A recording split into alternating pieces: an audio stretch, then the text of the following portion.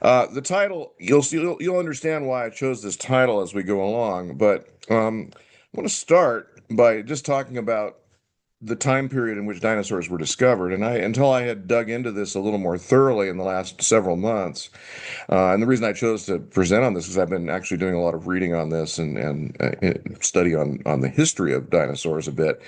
And I didn't realize until I had done this that dinosaurs really weren't a thing until the early 20th or 19th century, excuse me, the Victorian era. And at the beginning of the 19th century, Victoria, they hadn't found dinosaurs yet, or at least hadn't recognized them. They'd found them, they just didn't know they had. And so at the beginning of the 19th century, most Christians and even many scientists still believed in essentially the literal reading of Genesis. And so the kind of the view that life is pretty young. God created life about 6,000 years before, a little less than that at that time, and created a perfect world where all the animals lived in a peaceful and harmonious existence. So, and now, of course, we know about the fall, but Victorians kind of viewed that as the fall. Yes, it did cause some changes. There were, some predators developed, that sort of thing. If you grew up Adventist, you pretty much learned what Victorians would have been taught in their day.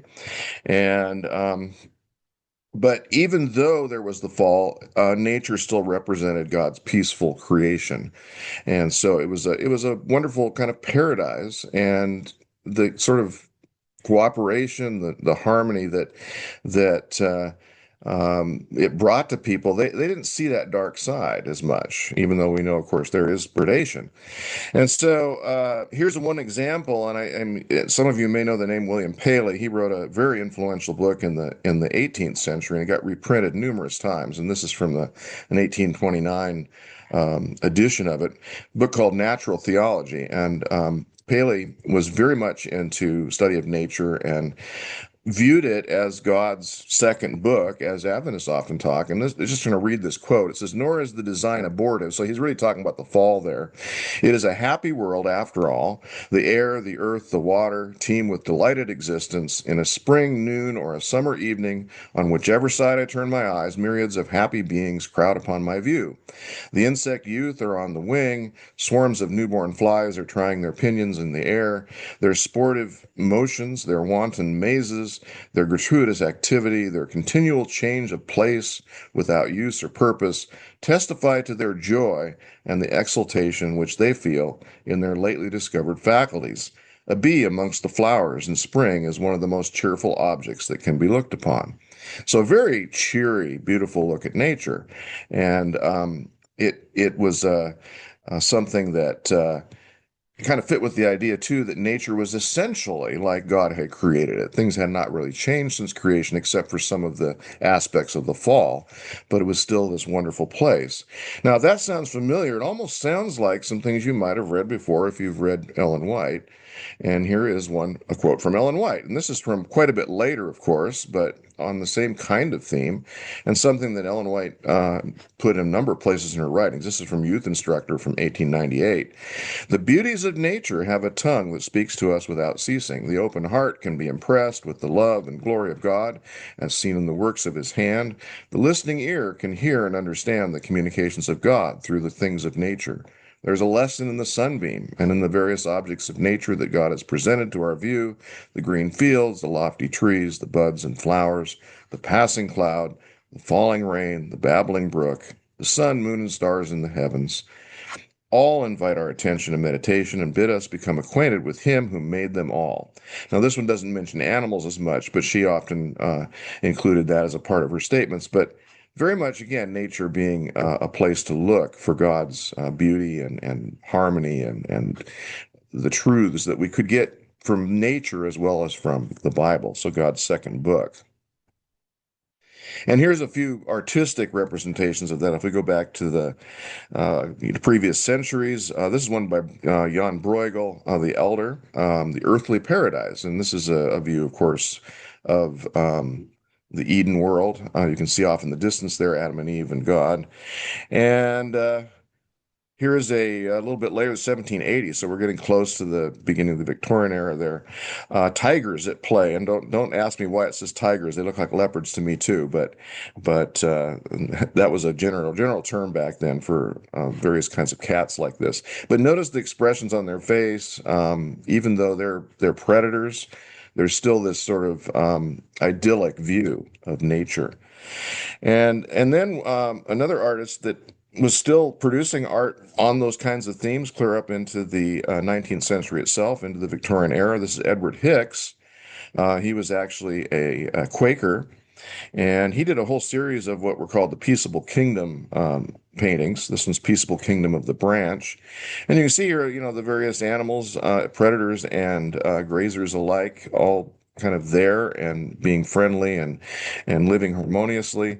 Kind of his dream, of course, as a Quaker, and probably his most famous painting, this one right here, from 1844 to 46. So around the time the Adventist Church is having its birth, this is still among many within the churches by about that time. There's still this kind of view that nature is this beautiful thing. But lurking in the background is what we're going to find are the dinosaurs. And we'll talk about their discovery and the influence they had on how people viewed nature. But you can see here again this very harmonious view. And this is not some future time. This is kind of looked at from a present time because you can see some people off to the left there of that time period.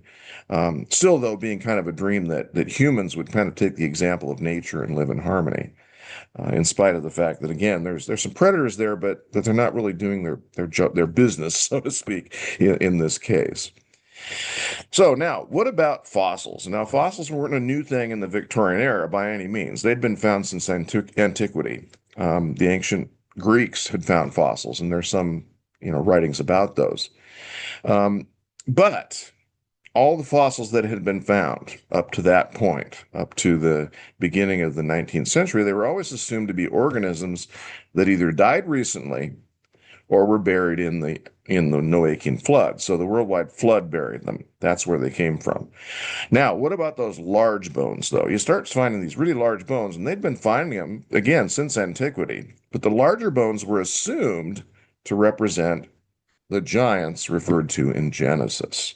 So I'm going to give you a couple examples actually from some literary sources. This is one from a book called Terra Australis Cognita, or The Voyages of the Terra Australis by John Callender, kind of a notorious plagiarizer. He plagiarized a lot of the material for this book. It's actually a 3-volume set, but they were very popular. And we're pretty sure based on comparisons that most of his plagiarism came from Charles de Brosses, who was a French scholar in the 18th century who did a lot of travel and a lot of geographical sorts of writing. And it says here, we shall not stop here to review the ancient traditions found both in America and in the Old World, that formerly there existed upon the earth a race of giants, famous for the violence they exercised and the crimes they committed. This universal tradition, for universal it is, may be founded in the history of Moses, where he treats of the antediluvian giants. So there you go. There's a reference right there in the contemporary literature to what many Christians and Adventists often referred to the giants at the time, pre-flood, the antediluvian world, that are referred to in Genesis. So these bones were considered to be kind of from those sources. And then we get a very interesting quote here from, this one's from a theologian, 1742, New History of the Holy Bible, and a section that treats on these ancient giants. And you can see here that it mentions that the Cyclops and the Lastrygones, okay, and I put a note to the right here because most people, what in the world is Lastrygones? Well, the Lastrygonians is kind of the full name for it, were a tribe of man-eating giants. They were said to have sprung from Laestrygon, son of Poseidon. So this was an ancient Greek sort of mythology. And he says that Bochart, according to Bochart, this is what that came from, were once in Sicily. We have the account not only, and lists a whole bunch of these Greek authors who were Grecians, and Trogus, Mela, Pliny, and others who were Romans, and that there was something of truth in the fables concerning them. We are assured by those bones of giants which were dug out of the earth in the memory of our fathers. So he's referring again to bones. These are fossil bones that are being found, very large ones. And he has a footnote, and the footnote's actually more interesting than the actual text because here is a whole list of these finds and their interpretations. So it says Phycellus relates and cut of him and out of him, excuse me, Claverius, that in AD 1547 near Panormum in Sicily, the body of a giant was dug up about 18 cubits or 27 foot tall. And then he goes on, there's several others mentioned here, a 30-foot tall giant, and then another one near Syracuse was dug up, and so on. And that one was, another one 33 feet tall, and so on. So we're not talking about, I think Ellen White, if I remember right, mentions these ones that are like, 17 feet tall and this sort of, these are 27, 30 feet, 33 feet tall, assumed to be bones from these very, very tall giants from this antediluvian world. And just to give you a sort of a feel for how they might have viewed it. Remember I mentioned in one of the previous quotes, in fact, the last quote we just looked at about the Cyclops. Well, look at this skull on the right. We don't know for sure if that's what some of them were looking at when they came up with the legends of the Cyclops, because we're pretty sure they never saw an actual Cyclops. But if you found a skull like that, if you dug it up somewhere, what would you think? And it turns out that skull on the right is actually the skull of a dwarf elephant. So it's not a Cyclops, but it could be probably easily interpreted that way.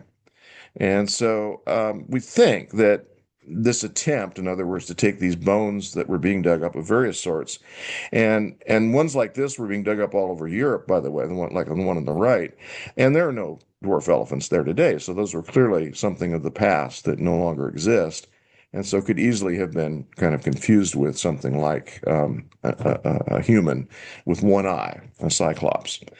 Well, by the time we get to the very kind of the end of the 18th century, just the dawning of the Victorian era, we start seeing a little bit of rumblings of people that are not really satisfied with these old interpretations of what these large bones are. And this is an entry from the Encyclopedia Britannica. So it's and I don't know who the author of this particular article was. The article's on anthropolites, which is an old term used for human remains. And so it's talking about human remains, and I've kind of bracketed one little section here that I want to focus on. It says, one in particular discovered at, and I don't know how to pronounce that, Aix or whatever it's in French, in Provence in 1583. In a rocky cliff, the cerebrum whereof, when struck against a piece of steel, produced sparks, the bones being at the time friable. The reports of Happel, Kircher are too absurd for belief. Van Helmont's strange relations, together with those of Jean of Costa, must also be rejected as fabulous. Schweitzer has published an engraved figure which he calls the antediluvian man. How far it is authentic, it would be rash to say. So here's some doubt. So this is some human remains, they thought were human remains, at least initially, that he's saying that whoever wrote this article in the Encyclopedia Britannica is saying, yeah, I'm not sure. It goes on, and a little later in the article, a couple other portions of this, and I'm seeing here it says, as to the petrified bones of pretended giants, they are more probably real zoolites, the bones of the larger animals. So there you go. Somebody's speculating now that no, I don't know that these are actually human remains. Maybe they're of some kind of large animal. And then down a little further here. Secondly, by the same parity of reasoning, those fossil shells are to be esteemed certain petrifications and genuine antediluvian reliquae, in which, on a comparison with their analogs, collected from the sea, there appears an exact conformity in size and figure. This comparative observation will hold good for all fossils, that is, such as present themselves either under the animal or vegetable form. So saying, why aren't we interpreting these as just other kinds of animals? So you can see how this thinking is beginning to shift gradually as people are looking at these bones, that maybe they actually are bones from some animals and not from ancient human giants. And so we now get the 19th century, and there was a really big upsurge in interest in geology and paleontology beginning with the first portion of the 19th century. And one notable person, Charles Lyell, some of you may know the name. By 1830, Charles Lyell, who was probably the most prominent geologist of his era, had published the first volume of his game-changing work, Principles of Geology, in which he thoroughly outlines what is often referred to as the new geology. So at that time, there was Charles Lyell, Hutton, and Smith, and some others who were investigating geological formations from a whole different perspective. They thought that, this whole idea of a worldwide flood and a young Earth just wasn't meshing very well with what they were finding. It seemed like the layers in the rocks that they were discovering had been laid down over long periods. And so Lyell developed a couple of principles that the new geologists started using, called gradualism and uniformitarianism. And anybody who's studied any geology, that's kind of your basic principles. Now, gradualism is the idea that things happen slowly. Okay, they don't happen rapidly. In fact, there was a de-emphasis throughout new geology in catastrophic events. So, if you could explain a geological formation by gradual processes, it was much better. And then uniformitarianism, the idea that the processes that we see today happening, the things that produce the layers that we see in our current time period and the kinds of erosion processes, those are the ones that worked in the past. So we're going to apply what we see today to the past, which then means, yes, it does take a long time for these layers to build up. It takes a long time to produce these rocks and mountainsides and fossil beds. And so these geological features that many up to that point had been attributing to the Great Flood, they are now explaining by these gradual processes over millions of years. And so not 6,000 years now, but millions of years. Little do they know that, by today we'd be saying billions of years for some of these processes. And then, of course, there was paleontology. And the new geology spawned an interest in that as well. Lots of people began to go out and dig fossils. A lot of amateur fossil digging went on. And this increased digging increased the number of fossils that were being discovered, including complete and nearly complete, extremely large, fierce reptile and mammal fossils. And these now no longer being interpreted in terms of being human bones, but now, because many of them being even complete sets of bones, obviously weren't human, but some other creature. And what's weird about these creatures is they're nothing like anything we see today. They're gone. They don't exist anymore. Now, Charles Darwin, by the way, had a keen interest in geology as well, and paleontology. And if you read his Voyage of the Beagle, where he sailed around the world and investigated all kinds of natural history here and there, including the Galapagos Islands, but he spent a lot of time in South America. He, of course, attributed a lot of this to a process he called natural selection later. And he was also a keen student of Lyell. He actually had the first volume of Lyell's three-volume work on geology and had the second volume shipped to him while he was on the voyage, because it came out after he had left. So I think at this point it might be good for us to ask this question, because I think many of you think you know, and you probably don't, because most people don't really know what a dinosaur is. So let me give you a quick rundown of what that is. And we'll start with Sally. She's probably, the best expert we can start with. And she's giving her report in school here about dinosaurs. And she says the largest dinosaur that ever lived was the bronchitis. It soon became extinct. It coughed a lot. Well, obviously, Sally doesn't quite have a handle on what dinosaurs are, but I'm suspecting that many people don't actually. Even myself, as a biologist, I sometimes mistakenly call something a dinosaur that isn't. So here's the real word. And dinosaurs are reptiles, and this is literally the definition, in the clade Dinosauria. Okay, what is a clade? Well, that's on a tree, one of these evolutionary trees, and one of the main branches leads to the dinosaurs. Okay, and so they're just one type of reptile. The name, and many of you may have heard this before, comes from the term terrible lizard. So dinos is terrible, sauros is lizard, both from the Greek. Now, some examples of dinosaurs. So if you thought T-Rex was a dinosaur, you're right. And Triceratops, Stegosaurus, some of these big, very large, predatory type dinosaurs, yes, they're dinosaurs. Also birds, by the way. So birds are also dinosaurs. And in fact, they are the only dinosaurs that still have survived to our day. Now, what are not dinosaurs? Well, a whole bunch of things that people often think that are, such as pterosaurs, which includes pterodactyls. Pterodactyls are not dinosaurs. They're on a different branch of the reptile tree. Ichthyosaurs, plesiosaurs, and dimetrodon. And by the way, I noticed that somebody had brought up Nessie, a Loch Ness monster, because of course my last name is Ness, and I want to caution everyone that you respect Nessie, because one of my relatives, of course, and of course there's been speculation that if Nessie were actually real, and he is, of course. Well, I'm saying that tongue in cheek, but that he would be a plesiosaurus. And so people say, oh, yeah, Nessie's a dinosaur. Well, notice plesiosaurs are not dinosaurs. So, doubly, the person, I think it was Lauren, that said something about me being a dinosaur, possibly.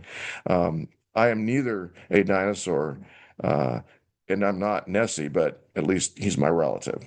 So, at any rate, the point is that what is a dinosaur is kind of complicated. And so I'm not going to be nitpicky today as we talk about dinosaurs, and I might slip up and call a plesiosaur a dinosaur.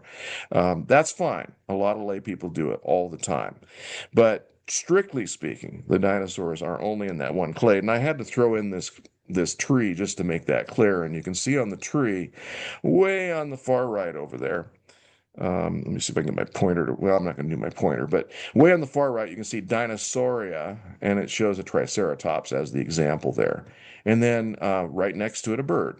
And so both of those come off of that dinosaur clade. And then a bunch of stuff that look like dinosaurs to the left there on the Pterosauria. Now, don't get thrown off by the sauria ending, because remember, that's just lizard. That's what that ending means. And in fact, the entire part of the evolutionary tree that includes the reptiles is called the Sauria clade. You can see there at the bottom. So at any rate, that's what a dinosaur is. Now, there are a few names that I just figured I needed to throw these out here just so you know who some of the players are in the Victorian era who are making a lot of these discoveries. And one, I put number one, a woman. Mary Anning, she was not given hardly any credit for the work she did. She was not trained. She was an untrained amateur, but she actually educated herself to the point where she was actually a major uh, figure at the time, although again, not given credit. A lot of the paleontologists would come to visit her. She lived in the town of Lyme on Regis on the coast, and there was a big cliff area there that was eroding into the ocean that carried lots and lots of fossils um, from the dinosaur era. And she discovered the major marine reptiles, ichthyosaurs and plesiosaurs. She was the first to find those. But again, very little credit. There's a couple of really good biographies about her. I'd recommend anybody who's interested in the history of this to read about her. She's quite amazing. William Buckland, another big prominent name. He was an Oxford professor of geology, and he was also a clergyman. This is not unusual. A lot of the geologists and paleontologists were in fact clergy also. And he was the first to scientifically describe a dinosaur, the first dinosaur in publication, Megalosaurus. He was also a very eccentric personality. He had some sort of hobby that he wanted to eat every single mammal sometime during his lifetime, and so he was continually trying to find new mammals he could try at home and cook. Kind of weird, but he also was a very enthusiastic lecturer. He would get up front and talk about the dinosaurs, and sometimes he would leap into the air, like for to show how a pterodactyl flies, who's not a dinosaur, remember, but he also talked about the other fossil reptiles, but just a very colorful individual. Then there's Richard Owen. Big name again. He was an English biologist, comparative anatomist, and paleontologist. Mostly worked in the museum. He was not a big field person. He did go in the field some, but he often was analyzing the finds of others.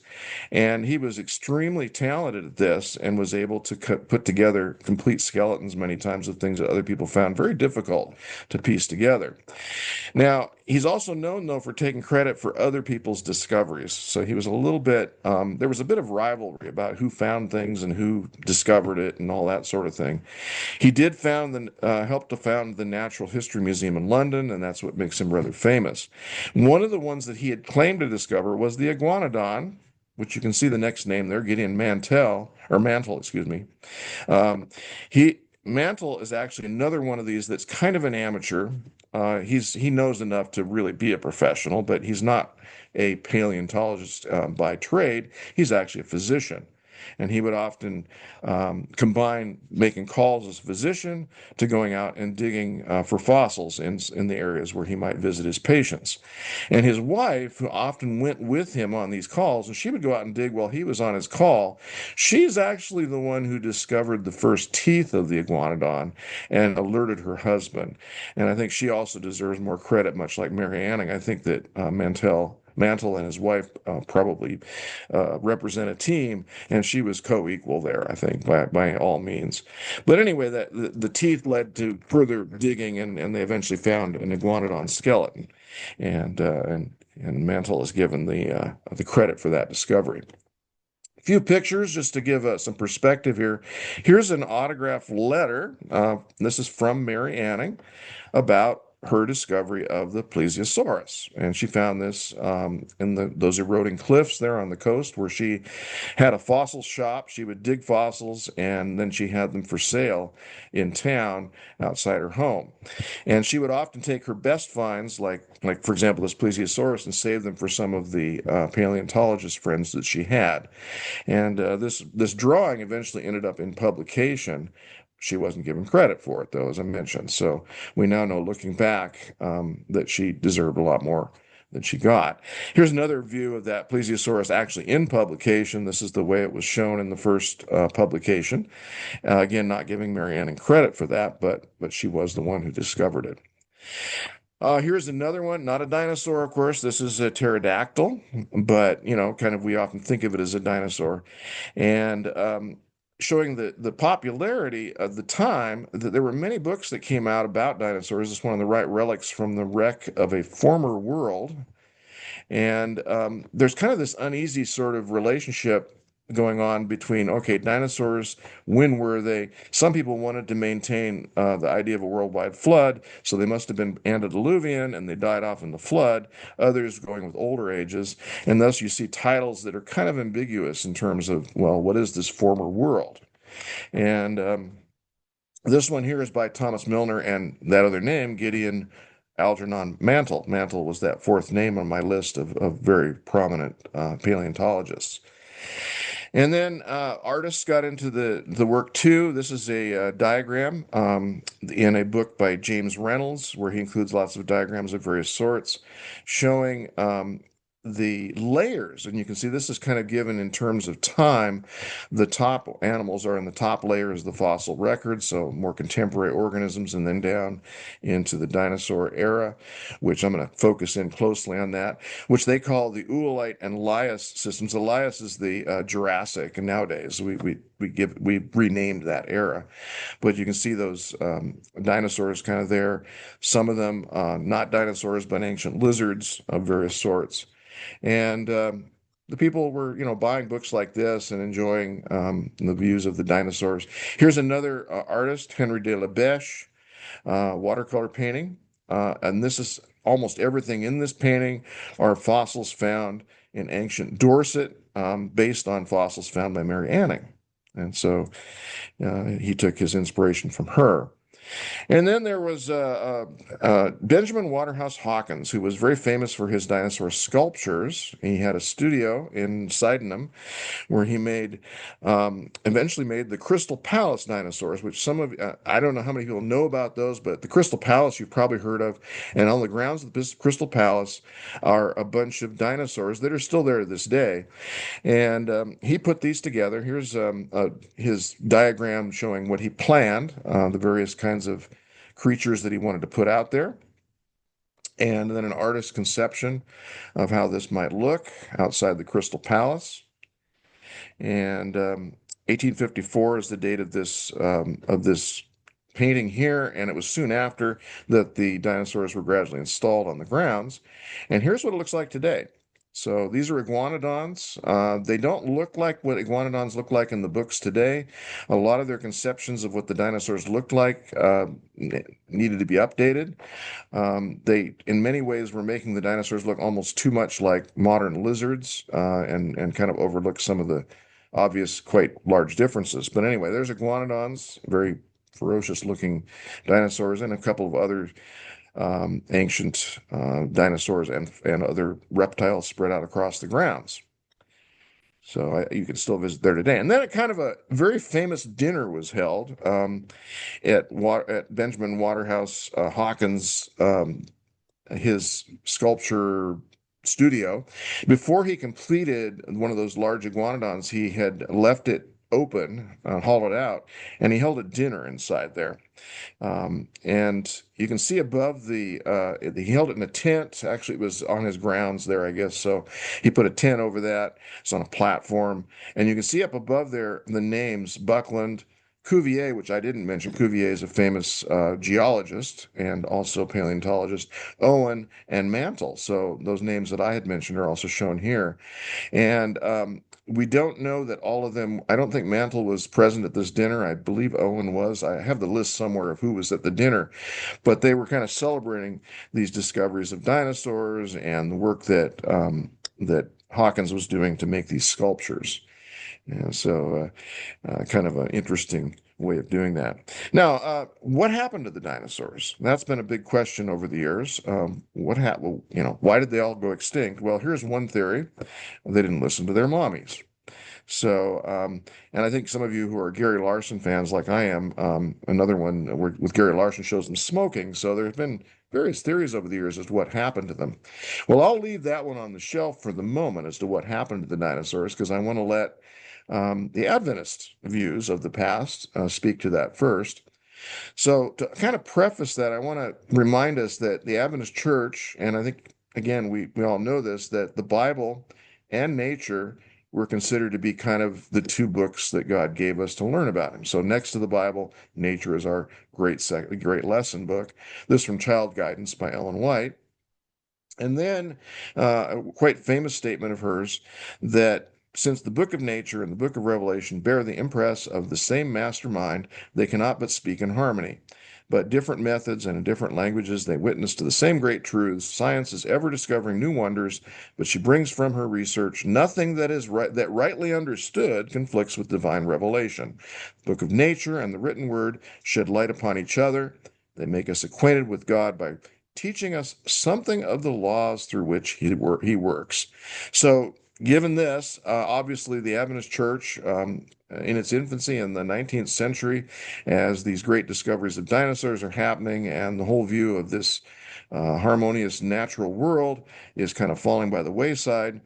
The assumption here is that nothing we learn from nature will conflict with the plain reading of Genesis. So, meaning that we need to keep Genesis read the way it is and somehow find out how the scientific findings agree with that.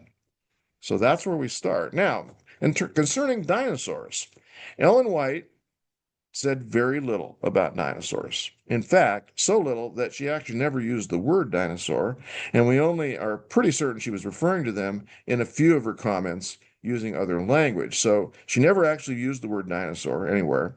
She did refer to large antediluvian, and get this, men and beasts. So she was willing to recognize, at least by that point, that there were some large creatures these dinosaurs that had been found, which likely included dinosaurs, of course, because large beasts, but they were destroyed by the flood. And so that's her persistent view. She considered these large antediluvian animals as amalgamations of created species and thus not a part of God's original creation. Now, that term amalgamations has been a kind of a problematic word. It kind of means, sort of mating between the groups of organisms to produce them somehow. But of course, we know from science that isn't possible, and others have talked about kind of said that similar to the word miscegenation. So it's caused some controversy. But here are the statements. This is it. These three right here are all that she ever said about dinosaurs. Every species of animal which God had created were preserved in the ark. Okay, I think we can take from that, we can assume then that dinosaurs, in her mind, weren't created by God. The confused species, which God did not create, and there she says it, which were the result of amalgamation, were destroyed by the flood. Okay, so there it is. Bones of men and animals are found on the earth in mountains and valleys, showing that much larger men and beasts once lived upon the earth. I was shown that very large, powerful animals existed before the flood, which do not now exist. Instruments of warfare are sometimes found. Also, petrified wood. Because the bones of human beings and of animals found in the earth are much larger than those men and animals now living or that have existed for many generations past, some conclude that the world is older than we have any scriptural record of and was populated long before the record of creation by a race of beings vastly superior in size to men now upon the earth. And then she goes on in another portion of Spiritual Gifts, Volume 4. There were a class of very large animals which perished at the flood. God knew that the strength of man would decrease, and these mammoth animals would not be controlled by feeble man. So here's the reason they died in the flood. Well, I guess number one, they weren't created by God. They were created by some kind of amalgamation, whatever that means. And if they had been allowed to survive past the flood, they would have destroyed humankind. So God had to get rid of them. And that's kind of the Adventist view, at least throughout the 19th century and on into the 20th century, is how we've kind of dealt with the dinosaurs. But let's take a look at some specifics now, not just Ellen White. I think she laid the groundwork, of course, and because of who she is, we often consider what she had to say something we can't really say anything against. So we're stuck with her view. And so what did people do with that information? So here we go. It's kind of a summary of what I'm going to show you here in a little bit. The mention of dinosaurs is sporadic. So there's not a lot of mention of dinosaurs in Adventist literature. It gets more and more common as we get into the 20th century. Many of the early church papers make brief mention of dinosaurs with no attempt to explain them in any way. So they just bring it out. There it is. By the early 20th century, a more apologetic approach is taken. Dinosaurs are mentioned, and now we try to explain, oh, okay, yes, they're there, but here's why, or why we shouldn't worry about it. In the first half of the 20th century, a few Adventist educators begin to address dinosaurs, attempting to fit them into our traditional young Earth worldwide flood model of early Earth history based on a literal reading of Genesis. So that's something we're going to see more and more on into our modern era. Now, early Adventist references. Here's one example. This is from Review and Herald, 1878, and it's the earliest reference I was able to find to dinosaurs, at least by name. And it says, according to the Scientific American of June 15, 1878, there were unearthed in the Rocky Mountains near Morrison, Bear Creek, Colorado, the remains of a new and gigantic species of antediluvian animals, the dinosaur, the largest ever discovered and the largest known land animal. Arthur Lakes, professor of geology at Jarvis Hall, Colorado, by whom they were discovered, estimates the animal, when alive, to have been fully 60 feet long, and when standing erect on its hind legs, after the custom of dinosaurs, to feed on the foliage of the mountain forests, to have been 85 feet high. Okay, so there you go. Very dry. This is from the editors of the review. It's in their section, kind of this and that section, as you might call it. And that's it. That's all we're given. The word antediluvian is thrown in, of course, because these are clearly just creatures that lived before the flood and not afterwards. So there you go. Another one from 1880 in one of our older journals, not still around, Good Health. Um, and this one is, again, just kind of a statement, new fossils. The Yale Museum has received a number of new fossil reptiles from the Rocky Mountains. Professor Marsh's classifies them among the dinosaurs, but they are different from any species heretofore discovered. Ah, new species. One specimen represented an animal which must have been at least 80 feet in length. Elephants would be puppets compared with the immense quadrupeds which roamed the marshes of the antediluvian world. It appears that the brute creation, as well as man, is growing weaker with the lapse of ages, though whether or not they are growing wiser, we will leave for the savants to determine. I like that last part of that paragraph. Um, so again, not a whole lot of commentary, just okay, here it is, some dinosaurs, some cool dinosaurs were discovered. So obviously fascination with these, but not feeling any particular need to explain them in any way. And then the third one, again, very similar to this, Present Truth, 1899. Again, like the others, but I figure three of these at least we need to see because, wow, these are great creatures. The bones of an extinct dinosaur. Oh, and there he is, terrible lizard, recently unearthed near Laramie, Wyoming by Professor W. H. Reed, are believed to represent the largest land animal known ever to have dwelt upon the earth. The length of the skeleton is 130 feet, of which 40 belong to the body proper, 60 to the tail, and 30 to the neck and head. Professor Reed estimates that the weight of this monster, when clothed with flesh, must have been about 60 tons. So again, just a straightforward. But now, 1900, signs of the times. Now we start seeing a little bit of attempt to at apologetics. So the skeletal remains of three of those giant antediluvian animals known as the dinosaur have been found by a party from the Field Columbian Museum of Chicago in the mountains of Colorado and are being shipped to that museum. And I'm going to skip over some of that over to the right-hand column over here. Let's see here. Had the mastodon and dinosaur, so mastodon, remember there were large mammals being discovered too. I need to back up a little more. I guess down at the bottom of the left-hand column. The strata argument is simply the voicing of man's disbelief in God's ability to handle the flood, which he created, and make it transform the face of the earth, piling stratum upon stratum and burying in each the animals which lived in their respective portions of the earth. So there you go. These strata that dinosaurs are said to be found in that are really old. No, they're just parts of the flood. The flood laid them down. So there you go. There's that defense.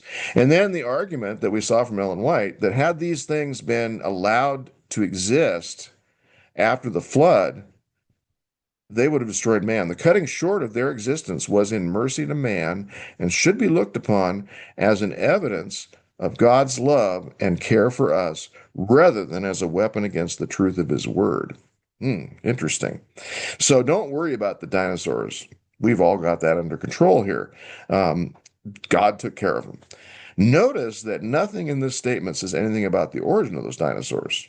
So I'm going to, emphasize that a little later. Gradually, as you get further into the 20th century, and this is now 1902, and the youth's instructor, we start seeing a little larger, a little more extensive columns on the topic. This one is on geology, but it focuses on, in this case, the animals before the flood. This is by an O.C. Godsmark. I love that name. And I'm going to focus in on one little portion of this because he now starts getting a little more, again, also into the apologetic territory. Were it not for the fact that the actual remains of immense monsters such as this world knows no more are being continually found in nearly all parts of the world, we would naturally discredit the possibility of such creatures having ever existed. Interesting. So he's admitting, yep, these are giant creatures. Okay. When God first made these monsters to inhabit both the land and the sea, they were harmless in their nature and in perfect subjection to Adam. But when man rebelled against the government of heaven, God allowed Adam's subjects to rebel against man's authority. Now, interesting, you notice his reasoning here. These are not amalgamations anymore, but they're kind of like degenerate species or something, or devolved in some fashion. He doesn't really elaborate there, but that sounds like what he's going for. And then on the right-hand column here, only a powerful, gigantic race like that which lived before the flood could have withstood the terrible fury of these monsters. Now here you go again, talking about the giants of old, these giant humans. which incidentally, now that we know those bones were actually from ancient reptiles and dinosaurs, there's no evidence of giant humans from back then, but he's still going with that. They could have withstood it. So giant humans, giant creatures, no problem. But because humans were also degenerating and getting smaller, these animals had to be destroyed, or, you know, humans would have been destroyed by them. So kind of along that same line again, they needed to be destroyed. Next one here comes from 1905. This is from the Signs of the Times, and a very well-known name if you're conversant with any of the historical apologists or creationists. This one from George McCready Price. And again, a whole article on evolution and geology. And he jumps right in here. About a century and a half ago, the great French naturalist Buffon put forth the generalization that over all the continents, the remains of large, terrible animals occur at small depth below the surface, showing that they apparently dwelt in these regions at no very remote age, whereas the deeper lying remains of marine creatures in the same region belong to extinct species or are related only to forms now inhabiting far distant seas.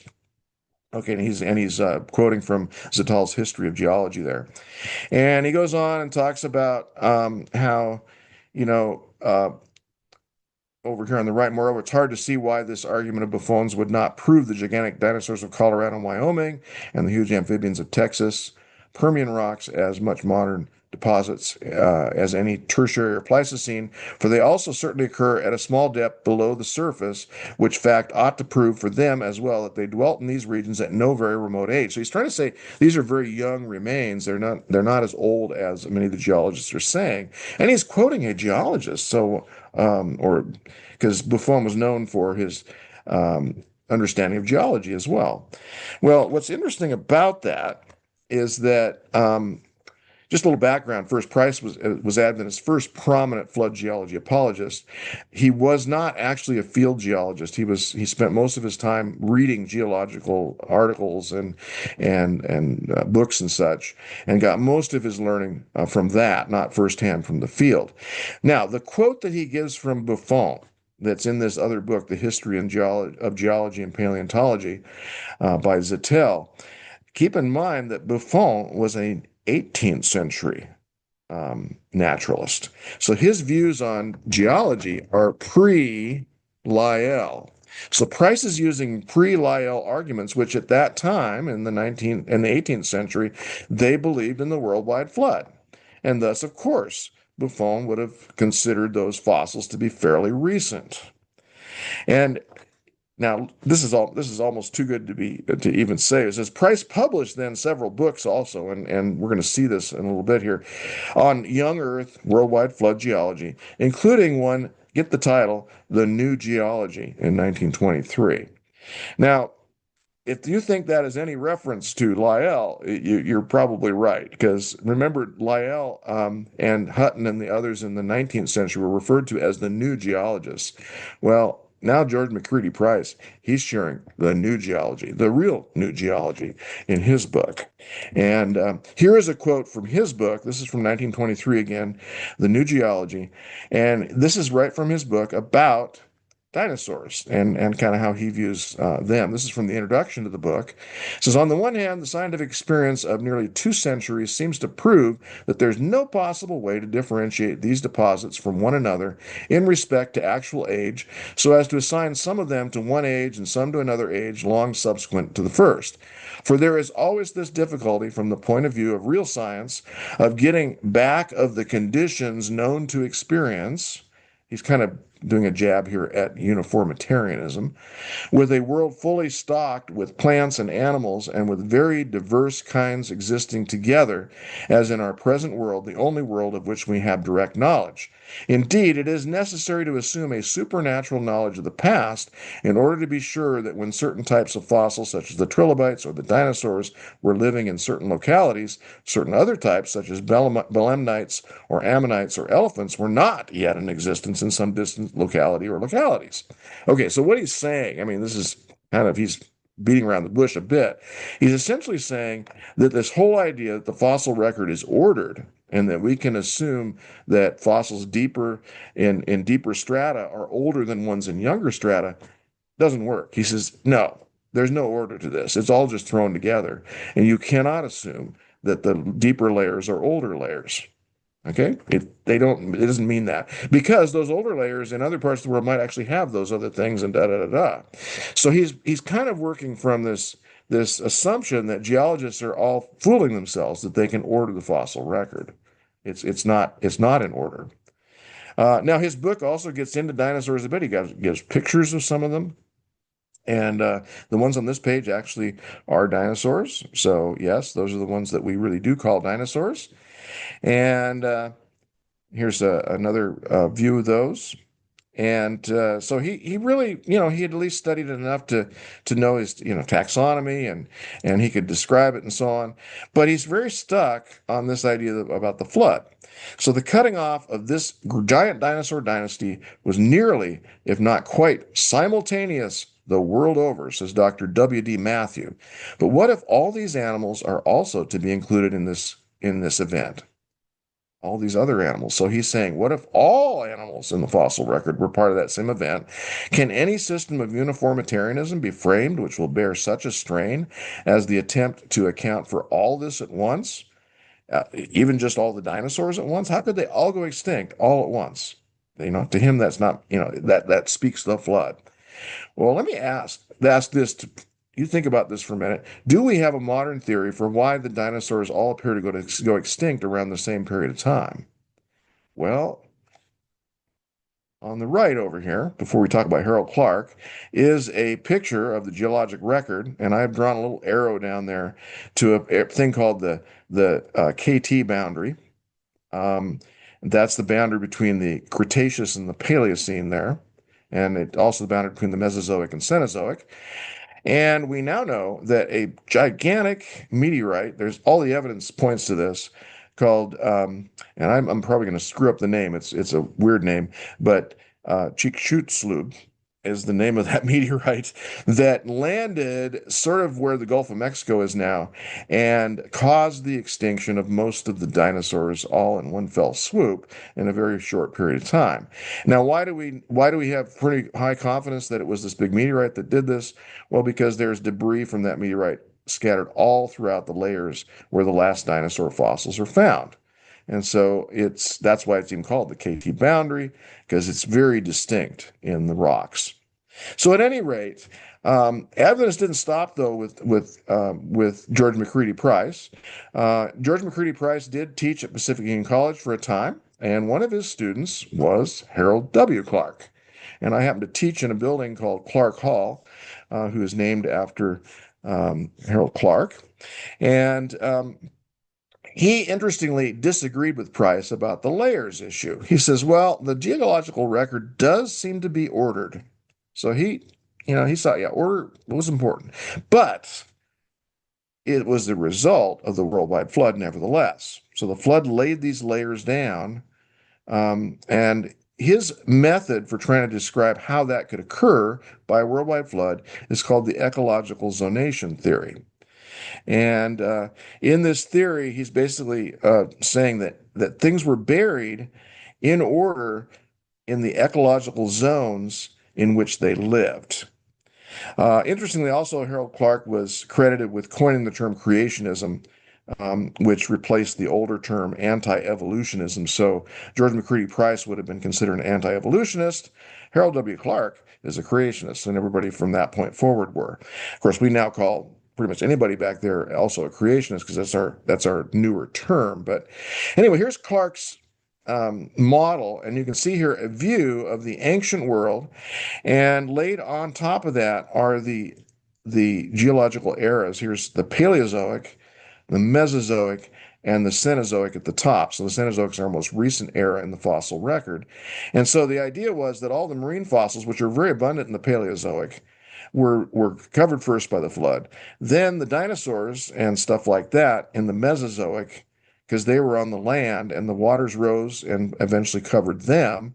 And then the mammals and such were mostly found in higher elevations, and so they were covered in that Cenozoic portion of the flood as the flood waters continued to rise. Animals could migrate a little between those zones, so some animals that were more motile might have gotten further up, and so on. But this is then the general explanation for how those layers exist. Now, that idea has been carried forward from that time. Leonard Brand, who is a PhD trained geologist, PhD from Cornell University, professor at Loma Linda University, I believe at this point is professor emeritus, but he has been teaching, I think, even in the recent past. And he's also worked extensively with the Geoscience Research Institute at Loma Linda University. And he's primarily done research to support the ecological zonation model and looking at other maybe modifications of that or other ways of bringing together the evidence from geology and having it agree with the flood. And he and other GRA scientists continue, though, to this day to support a worldwide flood model to explain the dinosaur fossils. Now, there's a couple of things I should mention about the ecological zonation theory and why it's a little bit of a difficult fit for an explanation for the flood. First of all, it focuses only on animals, so that's part of it.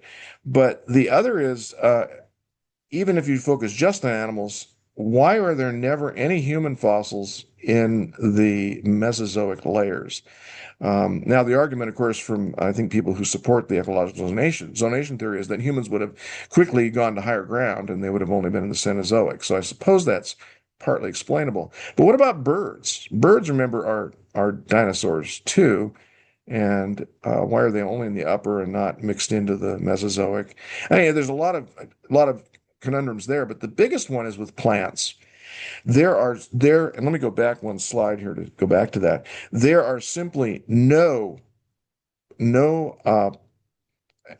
no plant pollen at all anywhere below the lower Mesozoic or the middle Mesozoic. So we get the lower Mesozoic down to the Paleozoic. There's no pollen in any of those layers of the fossil record. And pollen goes everywhere.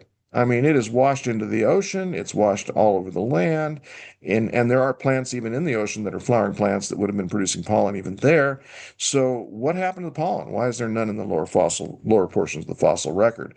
So there are problems there, and Leonard Brand and others recognize these difficulties, but they still are continuing to try and work with the model and see if they can find ways of making it work.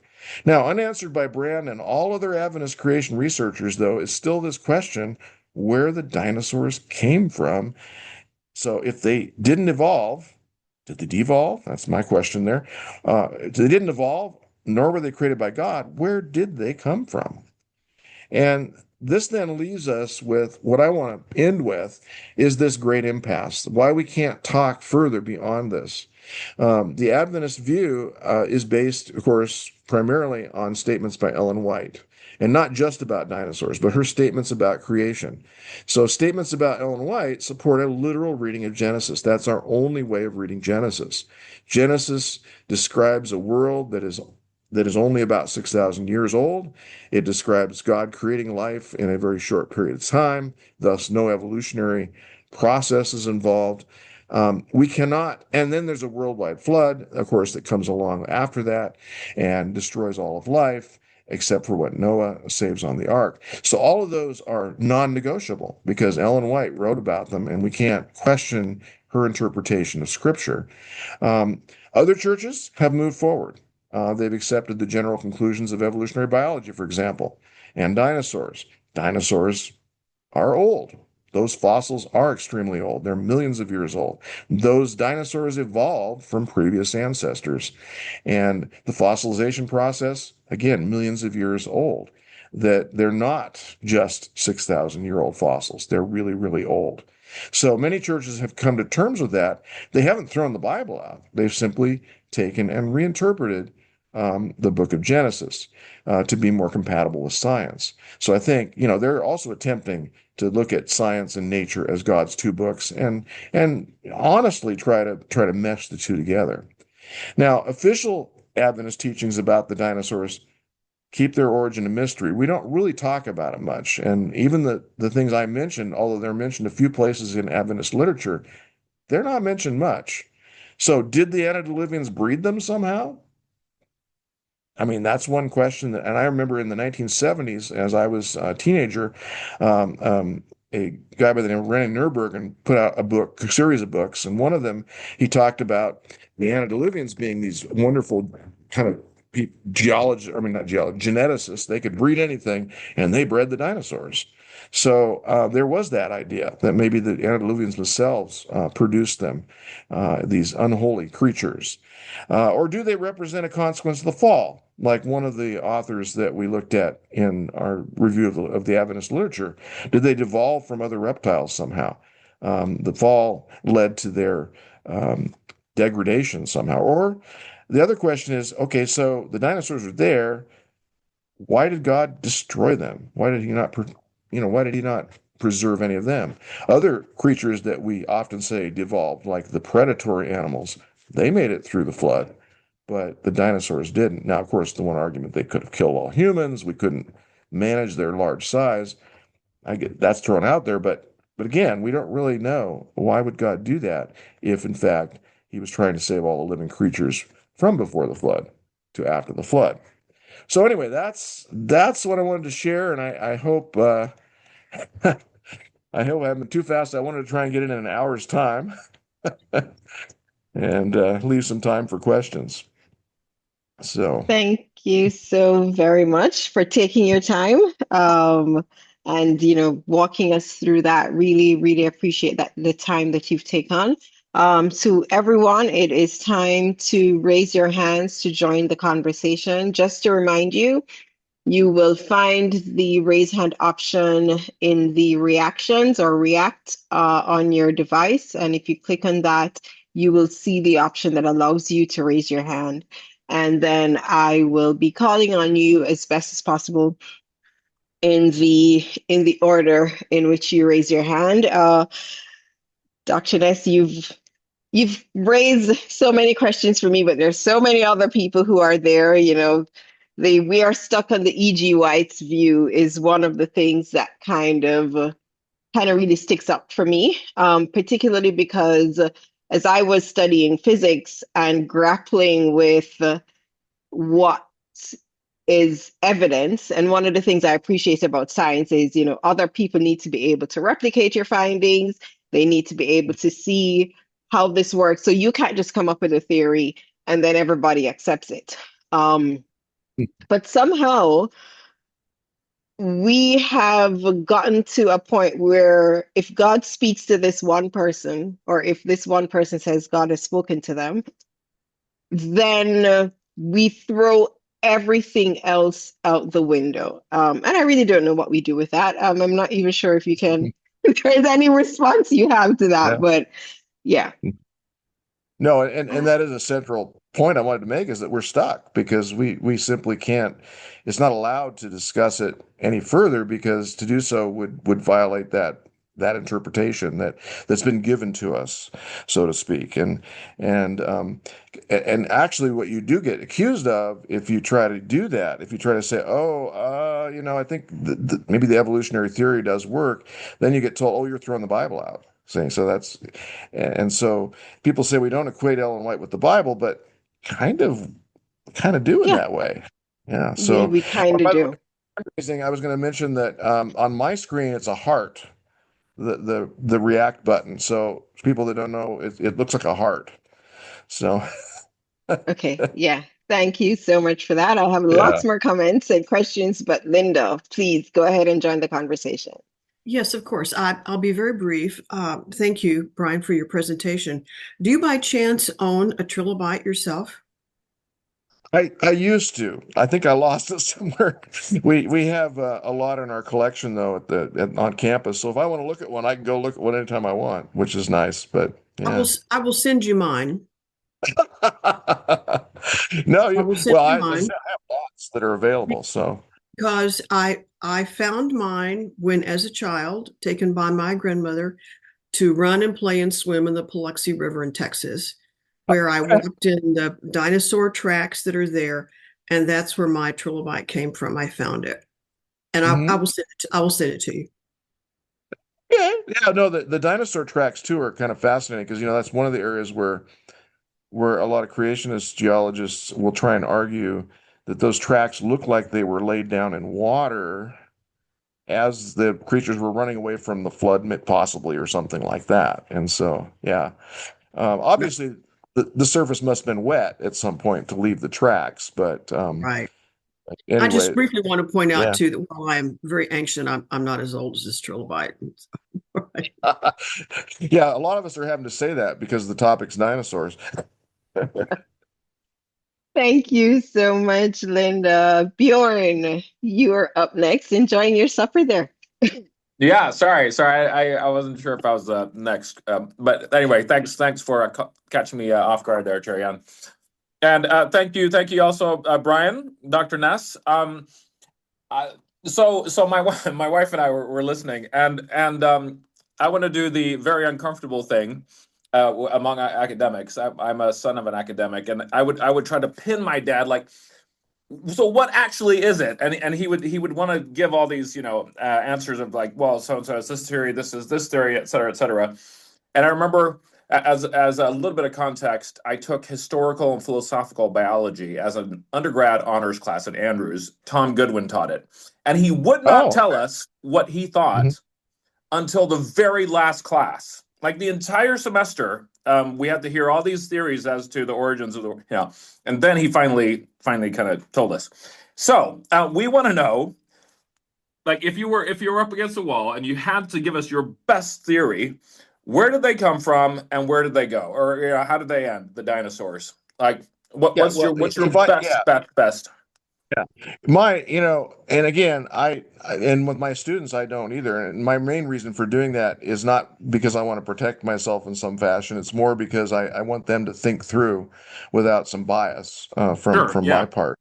right. So I suppose being we're at the end, you can ask that, but but I really think the church needs to start seriously looking at the how the evolutionary theory actually has some merit, and that may in fact be how that came about. I mean, I think that if we don't do that, a couple of things, because you remember to Augustine. I mean, Augustine, way back in what, fifth century, said, if we don't honestly accept what science, well, he didn't say science in his day, but what people are finding about the natural world, and if we insist on our particular view, we're going to be fools. And I think that in the scientific world, creationists are often viewed that way because they simply aren't willing to entertain any other options and realize that, what if God did intend to create using natural selection? And so there it is. And that's a rather easy answer for the origin of the dinosaurs, because then you don't have to, there's nothing nefarious about it. It just happened as a natural process. And then of course I already mentioned, where their extinction could have come from, and that was the the meteorite, or the meteor, I should say. I got to use my terms right here because it was a meteor, not a meteorite. So, Huh? those things, and I think personally, if I was to pick among those, I said that seems most likely to me. So, why would I insist on something that I can't see evidence for? And I need to also say that one of the things that I think puts geologists and paleontologists at a disadvantage is that it's a forensic science. You can't do an experiment and go back and say, hey, if I do this, would I get dinosaurs? I mean, there's no experiment you can do. So, so that's why I think often I think creationists feel like they have the ability to criticize it because there's no way they can claim, oh, there's no experimental evidence. Because, Hmm. well, because there isn't. Right? I mean, not experimental evidence. It's all forensic, which is pretty powerful. We convict people using it, so I'm assuming it's useful. So Thank anyway, you. Yeah, yeah, I appreciate it. Jamie's been whispering. That was basically it? Yeah. Yeah. Those are the questions. All right. Yeah. Thank you. Thank you for taking that on. yeah, no problem. Uh, Thank you that's so different. much, Thank you. Yeah. Bjorn. Lauren, please go ahead and join the conversation. Well, my experience has been that most of my scientist friends who work for the church become, like Bjorn said, very, very cautious when you start talking about origins, and I don't blame them. I don't put them on the spot too much unless I know them really well, and I understand why, because it is Yeah. complicated. The first thing I want to say before I ask any questions um, is that next week, I always like to give people a heads up on what's coming up. And next week, we have a really good teacher that we've enjoyed in the past, Dr. Gil Valentine, uh, Professor Emeritus from La Sierra. And he has just finished a book about Edward Heppenstall. Now, some of you will say, oh, yeah, I've heard that name. And maybe some of you have never heard it ever. But you should know this because this is important. Edward Hepstall was one of the most important and best soteriologists of our church, which means he gave a very marvelous view of how people are saved by grace, an advocate for God's grace. So Gil is going to be here next week, and he's going to be talking to us about his new book on Edward Heppenstall. Just because it's a kind of a complicated name, don't shun it. It's pretty interesting. And Gil is just such a great teacher. Um, I was going to ask you, you know, Bryan, have you visited the Creation Museum in northern Kentucky? No, I have not, and but I have had at least some people that have visited and told me, show me pictures and shared their personal experience with it. But no, I haven't. Yeah, I've, they've yeah. got they've got little white children riding dinosaurs Mhm. and things like that. They I it's almost impossible when you're there to understand in what respect it's scientific because it's mostly sort of an imagination of what we imagine the Bible is about. Now, my question is, um, I was always told that the dinosaurs died at the flood, but then lately I've heard other creationists saying, "Oh no, they were in the ark and they survived the flood." And that they died afterwards for some reason. Is there a consensus among the creationists about what happened to the dinosaurs? Yeah, no, I don't think so. In fact, as you mentioned, I'm trying to think what's the name of that group that has the Creation Museum? It's the name is on the I tip of can't my tongue, remember, but but yeah, they actually have an ark of a yeah, zoo that yeah, is they have the shaped Ark like an Experience. ark, Yeah. Hmm. which interestingly, I don't know if you read this, but a few years ago, they had to make an insurance claim because their zoo shaped like an ark started leaking and got tremendous damage from regular old fashioned Kentucky rain. I thought that was just Yeah, a well, marvelous story. yeah, no, I'd like to see it in a flood and see what happens. No, but no, the consensus is it's Answers in Genesis, I think is the name of their group. Okay. And and no, there's not really because they take a little different view and they do consider that dinosaurs were taken on the ark. Most Adventist creationists don't put the Yeah. dinosaurs on the ark at all. So Yeah. so there's that difference. Um, I'm not sure I've ever seen any Adventist or Answers in Genesis responses to the Chicxulub meteor. That would be Yeah. interesting to me. I don't remember seeing any direct responses to that. because that's the standard geological explanation. And of course, that didn't kill all the dinosaurs at the same time. I mean, it killed a majority of them, and then some other lines kind of persisted for a while. And of course, Mhm. one line is supposed to have led to the mammals, but mammals already existed a little bit I think late Jurassic, at least into the Cretaceous anyway. Um, but yeah, I don't.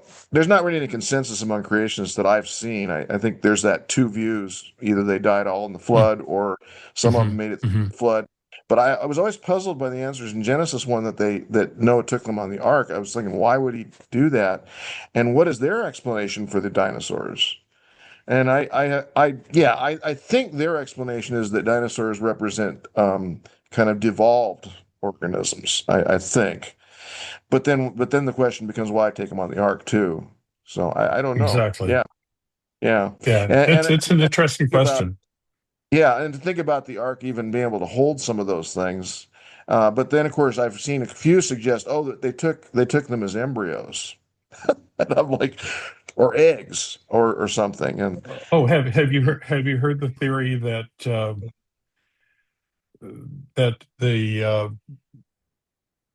the animals were all miniaturized? I've heard that one yeah. too.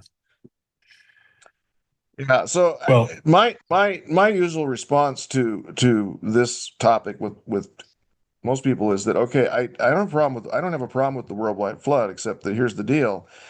It there's no scientific evidence for it, so it better be a miracle, and it's just pure miracle. And exactly. so don't try to explain it by science Hmm. because almost all the evidence makes the flood very, very unlikely. I mean, well, almost just there isn't any. I mean, the forensic evidence is completely absent. So that so make it a miracle, and let's not do the science then because it's not a Exactly. scientific issue. Yeah. Well, So anyway, I will add yeah. here uh, an article that my older friend Paul Priest wrote for Adventist Today a few years ago. And I only remember one concept out of it, but it made a lot of sense. He said, I grew up being told that nature was God's second book. Why would God lie to us in his second book and tell us the truth in words? And I thought that was a very interesting question. So I'll leave it at Yeah. that. Yeah. Yeah. No, just to finish on that, there are some, including answers in Genesis, who believe that the evidence for an old Earth is something that God made. He made it look like it's old, and the universe being old, that it just looks that way. It's not really Trying to that. fool us or test us or Yeah. something. Like I've been given those various things, and I thought Paul's answer was profound. No, God's not going to lie to us in one place and tell us the truth in the other just to try to trick us. Yeah. All right. Thank you so much, Lauren. Some of your reflections remind me of the book Hearing Genesis. And I Mm. think if we start looking at, the stories, the lessons, and understand how the original hearers would have heard them, recognizing that they didn't view the creation story as told in Genesis as science. They viewed it more as their theology, essentially, then that would solve a lot of the problems that we're having now. But Ed Zerkwitz, please, it is time for you to join the conversation. Me. Okay, thank you, Bryan, Mhm. for your well presented topic here. So, what I did was to research how quickly or slowly bones decay, and I'll just, Mhm. if you'll bear with me, I'll just go over some of the things I found. So, soft tissues, human tissues, animal tissues decompose within weeks or months. Bones can last depending on the environment. So, small animals are more likely to decay sooner, a few years to decades. Human bones, 10 to 50 years before major breakdown. Bones gradually crack, flake, and dissolve rather than rot. Now, if they're buried in soil, acidic soil, 10 to 20 years. neutral or alkaline, hundreds of years. Extreme preservation environments are dry deserts, hundreds to thousands of years, cold permafrost, tens of thousands of years, cave. They didn't give a range here, but caves, Mhm. a dry cave, I guess, is a good place, maybe. Water variable moving parts speed up erosion. And then, so bones will decay faster if the soil is wet or acidic, has microbes, freezing and thawing, or there's heavy scavenging. So there has to be the right environment. So the conclusion of this research is it's extremely rare to find bones that have lasted, let's say millions of years. Mhm. They're not saying that's not the case, but it's extremely rare. So Mhm. I'm going to present a couple scenarios. So if there's no flood and the animals are living on the surface of the earth, on the land, and they die, dinosaurs I'm talking about, and they're not buried in the right environment, they will disappear, according to this, because it'll be wet, acidic, and all this other things.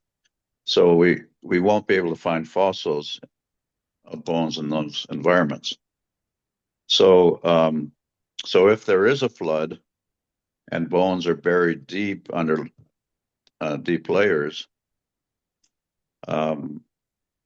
then they will or could last a lot longer. But the flood theory is that it hasn't been that long ago, thousands of years.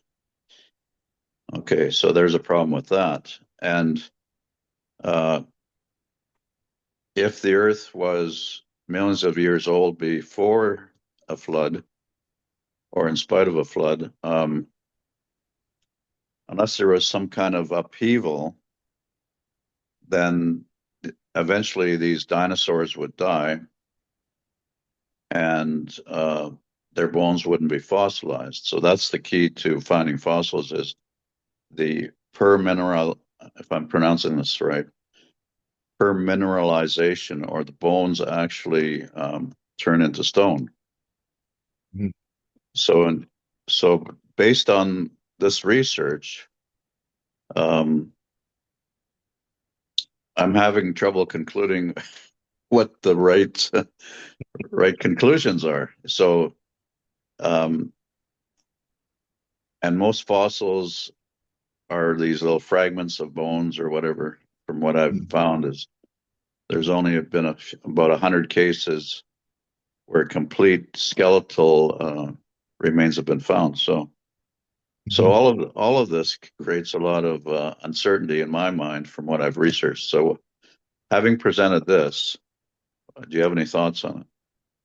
Yeah, well, obviously, fossils are kind of rare for that reason to begin with. I mean, that's what makes them, they're not common, and they would be dependent on some sort of local catastrophe that would bury them adequately to actually turn into fossils. So that's why we often find, when we do find dinosaur bones, there are often a bunch of them, maybe in one area, because they got buried, as a group, landslide possibly, or as I mentioned, the meteor that came, that Chicxulub, or how I can never say that thing right, but the all of the debris and that covering lots of dinosaurs at once and so on. But you also there's a couple of other biological factors there, and you mentioned about soft tissue. And of course, that's supposed to disappear fairly rapidly. And some of you may be aware that there's been soft tissue found in some, I think it was T-Rex remains, that are, there's dated to 60, 5 million or older. I don't remember the exact age on those, but they found some soft tissue still preserved in there. And that's hard to explain. So to say that there aren't some areas where even geologists, paleontologists still have questions, that's certainly one of them right there. but the rarity of fossils speaks to the fact that yes, preservation is very difficult, and it has to be a certain set of local conditions that led to that. And of course, myself not being a geologist, I can't explain as many details about that, but that's the basic idea that I get from the things that I've read is that it has to be there are local catastrophic circumstances that lead to that. And and I should also mention DNA. DNA degradation happens on fairly predictably and based on the age of human remains that have been analyzed using DNA. It's pretty consistent. The older it is, the less there is, the more broken down it is. And um, once you get to a certain age, you really can't get DNA anymore. And so, dinosaur fossils, Jurassic Park aside, nobody has ever gotten DNA from dinosaurs. It's simply, it's not out there because it's too old. Whereas we've got DNA from a variety of more recent organisms like the woolly mammoth, human remains, and some other fossil mammals, which were often frozen, would be the most common place to find the best DNA. But those exist, but no dinosaur DNA. So if all creatures were of contemporary age, of the same age, and all were destroyed in the flood, we would expect to get DNA from some of these other creatures too, and we never have. So those are the things that I kind of run think counter, to those kinds of issues. I But think yeah, Brian, you're forgetting that you can extract it from a piece of amber that has a bug in it, right? yeah. Well, and that's what I say. That was Jurassic Park, and it's one of the things that we scientists have never forgiven the makers of that movie for, because Hey, the I idea. just want to Yeah. go ahead. Go ahead. I just want to mention to you, Scott Hansen. I'm glad to see Scott here today. Scott lives in the town where I was my first church when I graduated from Walla Walla College. Wow. Botno, North Dakota, Scott. I'll bet it's bitter cold right now. Yeah, well, it's warmed up though. It's only 11 below now, so it was 24 Well, below when we first got up this morning. yeah, yeah. Carmen and I often tell stories about our first winter in Botano, where we saw it down to like 30 below one winter. It's just an extraordinary place to be. Wonderful people, but wow. Yeah, Yeah, Lauren, I have to brag a little. I have been at 20 below in northern Idaho, but North Dakota takes the cake. I've not been there. 11 below to say that's getting up to comfortable range now, right? yeah. Well, I mean, if you get acclimated to the weather, then yeah, 11 below doesn't feel as bad, especially if the wind is down. Yeah, because a lot of it depends Granted, on the wind. yeah, And the interesting thing is that there are still a couple of people there Yeah, who were there when I was the pastor. That was in 1978. And a couple of folks are still there. And one lady who was a pillar of the church, um, she just died in a nursing home just not long ago, I think, right? Which I can, yeah, right now. right. Yeah, in October of 24. Yeah, Yeah, that's amazing. It was. I will just say that to take my wife, who had grown up in Glendale, in Cuba, Florida, and Glendale, and drop her down into Botno, North Dakota, was quite a shock, yeah. culture shock and otherwise. Yep, And we learned a lot there, Scott. And it's just so nice to see you and actually talk with you. I really appreciate it. I still have an intention sometime of driving up to Botno and coming to meet with your church, but I haven't been able to do it sounds yet. great. So Yep. go ahead. I'm sorry to interrupt you, Scott. Well, that's all right. Yeah, yeah. Um, so what my question was, now you mentioned, Dr. Ness, you mentioned that there's a quote from Ellen White where she talks about the fact that the dinosaurs were destroyed so that because man would not be able to Right, right. have dominion over. Do you know where that's found? I don't know if I've Yeah, heard that. yeah, let me grab that real quick. It's and by the way, it's interesting that she's not the only one because you remember there's another quote from somebody else that had mentioned the same thing. But Okay. yeah, let's see here. Got to find her quote. But so I don't it's hard to say where she came up with the idea too. Let's see. It's in Spiritual Gifts Volume 4. And let's see here. Volume 4. Volume 4A, page 121. Okay. Volume 4A, page 121. Yeah, yeah, Okay. yeah. And it's just a very couple of sentences there, among some other things. You can, see the context there. All right. Great. Great. Yeah. All right, thanks, Scott. And next, we have George Titi. George, please go ahead and join the conversation. Yes, thank you, Bryan, again for this nice presentation. Your presentations here are very encouraging every time, and they may be challenging to some people, which is good. You should come every 4 months or so and challenge people with something like this, because it encourages certain people to think out of the box, or as I say, I say to think out of the books, the red books, because, yeah, literally, I mean it. Because when you mention something about how our church is, or the Adventist church, let's put it, is a little bit behind of other churches, well, 180 years is a long period of time. And when in the beginning, the Adventist church was talking about soon. The concept of soon was probably months in the beginning, then it became 1 year, then became 10 years. Now the concept of soon is 180 years and counting. So, and this is not only discouraging, it's embarrassing. Something is wrong. So, and now the Adventist church is stuck in the past, years past, when they refuse to contemplate what we can be seen by telescopes and what can be seen in paleontology, in excavations, and in science in general.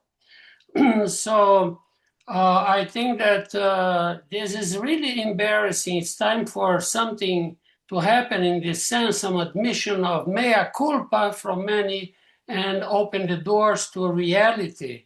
So I really appreciate that you do it in such a manner that is so neutral. At the same time, it's not something challenging too much, but it really encourages people to think. And I think that this is what is a big need in the church. People thinking and acting, reacting accordingly. Thank you so much. I don't have any question for you because you answered everything ahead of time anyways. Thank you, Bryan. Nice seeing you again. Yeah, thanks, George. I was going to say, just imagine what the church might be like if we quit bickering about issues like this one and actually focused on something like justice. I mean, just think of how the impact I think we could have on our world, and I think if we're out there at the forefront of say social justice, for example, just think of I mean the attraction that we would have too. So I mean, because myself, I actually don't like controversy a great deal. I don't like to argue about things, and so that's partly why I think I try to stay as neutral as I can when I present these things because I don't like the controversy. I think it's more important that we put those things aside and say, yeah, these are interesting to talk about, and we can discuss them, but what is our more important work? Reminds me of what Jesus often tried to tell his disciples, what's more important, and and they weren't listening much of the time. So thanks, George. Yeah. Thank you. Thank you. Thank you so much, George. Bryan, I have so many comments about us as a church looking at justice, but you're very well Mhm. aware of all of the internal issues that, Okay. yeah, we need to overcome before we can actually be of earthly good. We are so heavenly minded Mhm. as a church. It's unfortunate. Ed, please go ahead and join the conversation. Good afternoon. Hey, Uh, Jim, thanks so much. Brian, I'm sorry. yeah. Thank you so much. So this is this subject will have your head spinning. Um, and I'm mindful of your comment a moment ago that you don't like controversy. Um, Shoot, I'm just going to throw you right in the middle of it. Our church is really between a rock and a hard place. We might say that the rock is the Bible and Ellen White, what we consider to be a body of inspiration. The hard place is science, timelines, DNA evidence, geological layers, et cetera, et cetera, et cetera, and evidence that we find of things which we don't accept because we're in between that rock and the hard place. I don't know if that position is sustainable for, let's say, another 100 years, 200 years. Um, do you see a way forward? Wow. Uh, Yeah. is there some way we get out from between the rock and the hard place in a way that allows us to keep our sanity intact? Um, it's a bad place to be because, as Janet Brock mentioned a few minutes ago in one of her posts, we go through mental gymnastics every time some bit of science emerges that seems contrary to our historic belief. Mental gymnastics, and we tend to make stuff up as possible explanations. Um, I don't think that's sustainable. How do we get past this? Yeah, no, and I ask myself that question all the time. I think one of the ways, I mean, the only way I can see forward, and it really goes to my comment of I don't like controversy because that's maybe how we need to try and discuss these issues, not as controversies, but as conversations, and lower the ante. I mean, what would happen if our church did like the Catholic Church has done, for example, and said, well, you know. It's perfectly acceptable to believe in evolutionary theory. The Big Bang is fine as long as you maintain the spiritual truths, the spiritual teachings of the church. Those things are fine because they don't really impact the spiritual truths of the Bible. They don't impact our sense of justice, our sense of rightness, our sense of ethics, and so on. And they've been able to do that. And there are people in the Catholic Church who are as conservative as Adventists, and they might believe in a literal creation. And then there are those that don't believe that at all, and yet they're all worshiping together, and it hasn't it's not, they have their own controversies, of course, unfortunately. I think humans do that, but this wouldn't have to be an area of controversy. But I think you hit the nail on the head. It's the root of it is that we have elevated Ellen White to the point where we can't violate any of her, even most minor. Because keep in mind, look at how little she said about dinosaurs, and yet we still aren't really free to do much with that. But of course, the problem is that dinosaurs are tied in with the whole theory of evolution and the layers in the rock and all that. So of course, it drags out the whole works. And she did say a lot about origins. At least in the sense that she repeatedly said 6,000 years, and she repeatedly emphasized the creation week. Um, and I think for me, the creation week story is a powerful story, but not because it's science.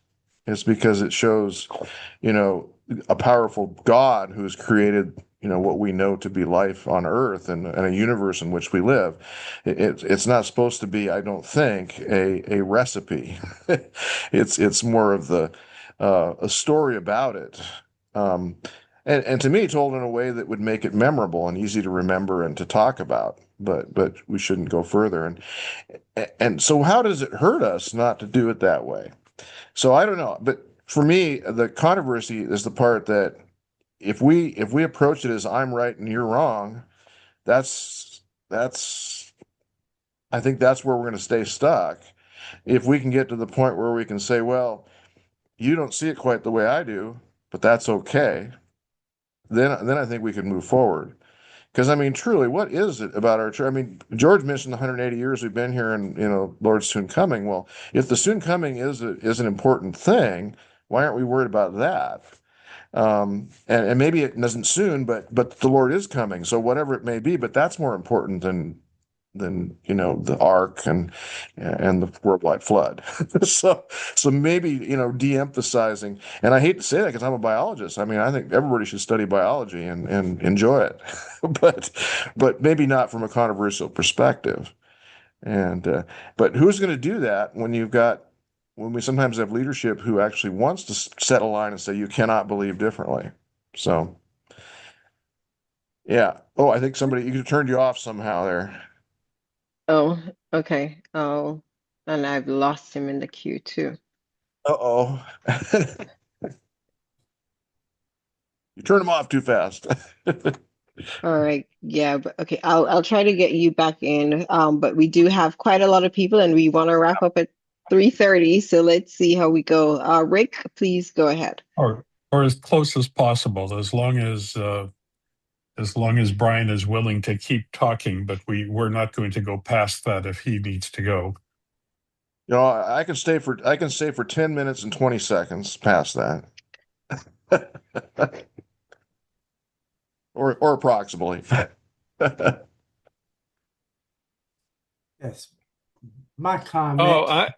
I was just going to say, Bryan, in response to your last sentence there, that it is interesting to speculate on how the conversation you're recommending would get started and where. Yeah. Something like that has to have an origin, and how does one make that happen so it's a serious conversation that would encompass many people? Right. Yeah. Real And preferably, challenge. yeah, preferably among scientists, but see, so many of our churches scientists are afraid to come out on this sort of thing. So there you go. Yeah. That's where Yeah. we're Thank stuck. you very much, Bryan. Yeah. All Mhm. right. Thanks, Ed. Rick, please go ahead. Yes. My comment in question goes back to the question of the genesis of dinosaurs. There's an interesting, if not weird, uh, small section of the Bible that talks about the Nephilim and Yeah. the Yeah. fact that the fallen spirits found the human women to be desirable and went down and mated with them and produced these giants, as they call the Nephilim. I got the impression out of that the fallen spirits somehow had the capability to to manipulate genetics, possibly. They certainly were able to take and produce the Nephilim, as was referred to. Uh, what's wrong with thinking that the genesis of the dinosaurs could have occurred along the same type of mechanism? Uh, what's the weakness in that hypothesis? Yeah. Well, I guess I would have to answer that kind of in a little bit of a roundabout way. I showed that tree, that evolutionary tree, the phylogeny there somewhere in the middle of my talk, and showed the evolution of reptiles. And although we have no access to dinosaur DNA, that would be nice, by the way, if we had some access to dinosaur DNA. But being we don't have any, we're stuck with having to look at what we do have. And so if you take birds, for example, and you compare them with their DNA with that of the other reptiles, and especially with crocodiles, because they're actually the most closely related to the dinosaurs, you can actually see the similarities. And so there's a lot of consistency among um, those kind of comparisons. That's why that tree can even be made, because it shows that all of the dinosaurs plus other reptiles appear to have a common ancestor based on DNA. So, other than that, I mean, sure, it's certainly possible. I mean, there's no sense that it's, I mean, it's certainly possible, but I think it's speculation at that point. And if there were giant humans, again, we haven't found any evidence for those from fossils, but it could be there's so few of them that they aren't showing up. Although you did notice that the Victorians and pre-Victorians were interpreting a lot of the large bones as from the Nephilim and the giants of old. But we've never, once we've re-looked at those bones, they're obviously dinosaur bones. They're not human. So I guess that would be my answer, is that yeah, it's possible. I don't see that there's any reason it couldn't be possible, but it's kind of speculation, given we don't have any real evidence, that we can add to it from contemporary science. So yeah. All right. Thank you so much, Rick. Roger, please go ahead and join the conversation. Hi, thank you, Brian, for your presentation. You're a biologist. I'm from a background of chemistry. So, and what I'd like to ask you about, or your thoughts on, is the thoughts on theistic evolution. That God could create through a process, perhaps of Darwinian selection, with survival of the fittest. Which is the survival of the strongest, when the biblical account seems to emphasize God's concern for the vulnerable and God's concern for the weak. This is something I'd like to hear your thoughts on, and also, whether God could create by a process of, a cycle of death. And create a perfect world, or something like that. So could you give me your thoughts in that sort of area, please? I can give you tidbits. That's actually a really big topic that I would almost love to develop into an entire presentation, because often what people do, those who simply outright reject any possibility that evolution could have been used by God, is that argument that pain and suffering, that God would be using death, pain, and suffering prior to the fall to produce life, which seems inconsistent. And that's often used from an argument of theodicy, the idea that God does not originate evil in any sense. And but the problem is that no matter what way you look at it, as a biologist, if I'm looking even at the Garden of Eden, let's say, and let's say we went with the Genesis account exactly as written, there is no way for any ecological system to function without some organisms dying. It's just, we have no possible conception of how to even make that happen. So I've often considered that maybe it isn't so much that God wouldn't cause death and suffering, but that it is simply an inherent thing about being alive. It's simply a part of being alive. You can't have life without some of those components. Now, it would take a lot more for me to develop that idea, and there's certainly there's some theologians who have gone down a similar kind of route. And let me give one in particular, Teilhard de Chardin, and he's French. I don't know if I've pronounced his name right, but he was a Catholic priest who believed in theistic evolution. In fact, I think he might have gone even to the route of life might have evolved from non-living things by a process that God designed, whatever that might have been. And he saw that he thought God created the universe with the potential to become to reach perfection over time. So it wasn't that the beginning was perfect, but that was the goal that God had in mind eventually, and that evolution is part of that process that leads toward some sort of perfection. I don't know where that would eventually end, but the point he was making is that makes it all fit. He was a biologist and physicist, I think, as well, a biologist and chemist. But anyway, he saw it more from that perspective, and I think partly because he also recognized that it's very difficult to build any kind of living system of beings that there's not some pain, suffering, and death. I mean, sin aside, maybe that's just part of being. But anyway, that's my short answer. And so that evolution doesn't become then a morally sinful sort of process. It's just part of that's what it takes to be a living system that persists over time. Because there would be no dynamics of any sort if everything that ever was born always survived forever and never died. We couldn't change anything then. It would be just a static system. And that hardly feels like perfection either. So I don't know. If that helps or not, I'm not sure. Thanks for your thoughts. Yeah. All right. Okay. Thanks for that question, Roger. And yeah, I also have some thoughts about like the nitrogen fixing bacteria and all of those things that are a part of the process that we get when things die. So, parents, welcome to the conversation. Please go ahead. Thank you very much. And thanks to Dr. Ness for such a wonderful presentation. And I'd like to say quickly in passing, hello, Carsten. How do you do? I hadn't seen him for some time. Glad to see you, sir. Okay. Now, on the question, how do we go forward? Listen, we all know that salvation is an individual thing. We're not saved through a church, through a denomination, or any such thing. We are saved as individuals with Jesus Christ.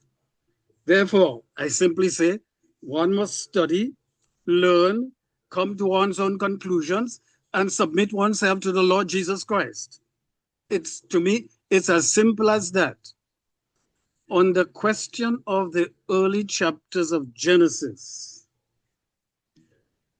it has become obvious to me that these early chapters are borrowing from Sumerian, Akkadian, and Babylonian stories. I'll give you one example that convinced me as I read the Sumerian account. It says that at the end of the flood, when the flood was over, the hero offered a sacrifice. That's what Noah did.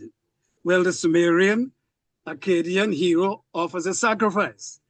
And then it says, the gods, because there were several of them, Enlil and all the others, the gods smelled a sweet savor, and the gods crowded like flies around the sacrifice. Well, whoever wrote Genesis couldn't avoid putting in that little piece.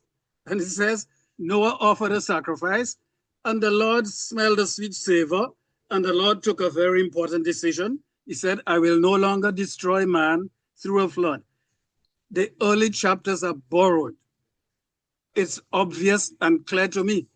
And so how do we go forward? I say, let us study. That's what the reformers did.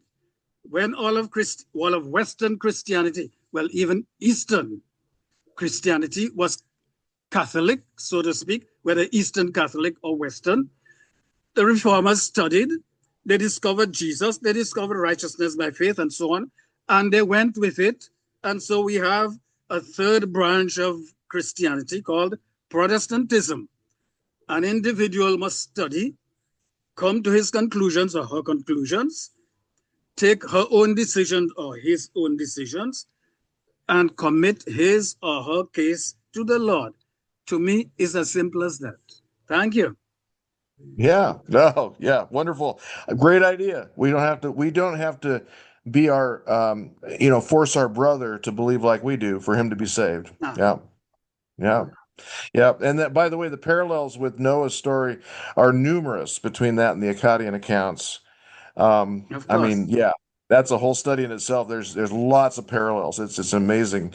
So there's clearly been other people telling the story. Of course. So, yeah. Thank you so much for that, parents. Carsten, join the conversation. Yes, hello. There's an old Danish fairy tale called The Emperor's New Clothes. And many of the questions that have been raised today is that, we are part of a dishonest organization. And I wrote an article that I sent to Lauren about a couple of months ago, and I think he's finally going to sneak it in somewhere. But my patience on my old days is running out. How can an organization that has actively lied about Ellen White and covered up about her for over 100 years, it's the organization that's something wrong with. It's not Ellen White. How can an organization keep doing that and lying to its members? Nobody dares to say that the emperor is walking down the street butt naked. How can an organization with fear and trepidation force employees that don't agree with them either to shut up or get out? It reminds me of a certain leader of the so-called free world, Donald Trump, who uses precisely those methods to force people to accept his alternate facts. Is anybody ever going to make a rebellion against that? In the article that I sent to Lauren, I proposed that the church fess up and have a day of great atonement where they say, we're sorry. We have misled you. We have fed you with cunningly devised fables. Obviously, the church is not going to do that because it would shake it to its foundation. But that's the truth. Mhm. Yeah, no, and even if we could just admit that Ellen White herself never suggested we use her as a measure of Right. truth, that would help. I mean, at least make that, but that's not even happening, unfortunately. Yeah. Yeah, thank you for that. Thank you so much for that. Scott Hansen, you get the last question today.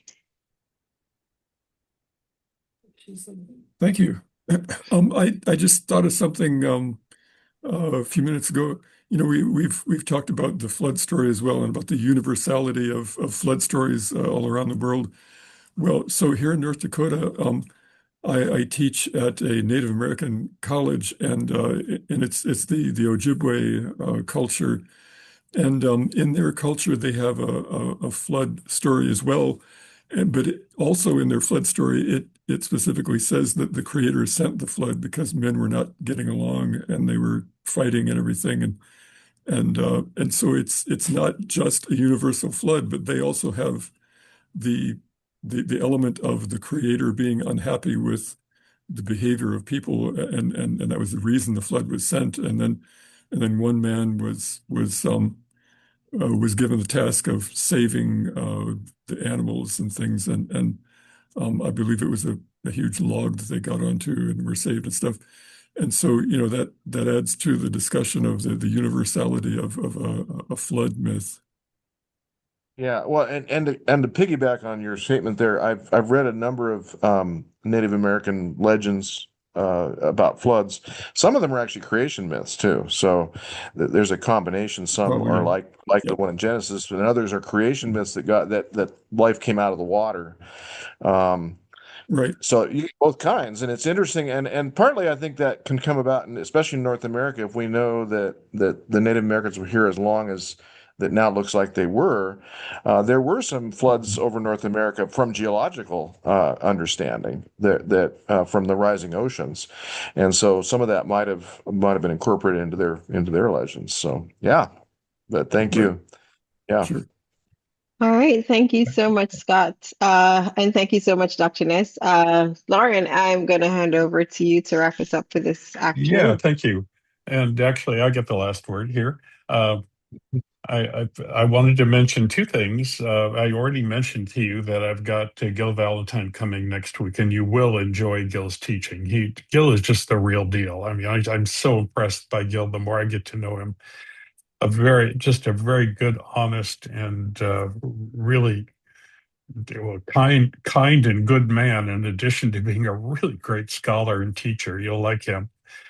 But I also wanted to mention, and Bryan, this might be interesting to you, that in March I have Ben Clausen from the Geoscience Institute coming to present to us. And if I remember correctly, he's going to wrestle with some of this stuff. Ben and I were at Union College together in the same class, same dorm. Although I can't remember that we were really friends. He was smart and I I was only interested in girls at the time, I think. So yeah, I'm looking forward to. I didn't get serious about studying until I went to Walla College, and there I buckled down. Anyway, I just wanted to let you know Ben is coming, and I've also got a message out to a chap from Andrews. I think his name is Hayward, Bryan. Oh yeah, Jim Hayward. Jim Hayward, yeah, and Jim, I'm trying to schedule him sometime in there too, so that should be good. Yeah. The one thing I want to say just to finish up here, Bryan, is what really concerns me. You can believe all kinds of different things. I've always said I believe that whatever God wanted to do, God could do. If God wanted to create us in the world in 7 literal days, God can do that. I believe in a God who had that capability. What worries me about the rejection of science, and you can respond to this if you like, is that it becomes wider than just not being willing to understand the fossil record. It has to do then with rejecting things like vaccines. And at some point, this becomes problematic. I said to one of my friends one time who said, I don't accept science when it comes to origins. I said, but you accept science when there's a proton accelerator that can get rid of your prostate cancer at Loma Linda University. Oh, yeah, I accept that science. You accept science when it gets a 200-ton airplane off the ground. Yeah, I accept that science. So you can go to general conference session. You accept science when it allows you to go on the internet. Yeah, that's science I accept. But then it starts spilling over into things like vaccines. And I have friends who say, well, I don't accept science because God is going to heal me. I don't need the vaccine. Yeah, you know what I'm saying, Bryan? It becomes very No. problematic. There's a spillover.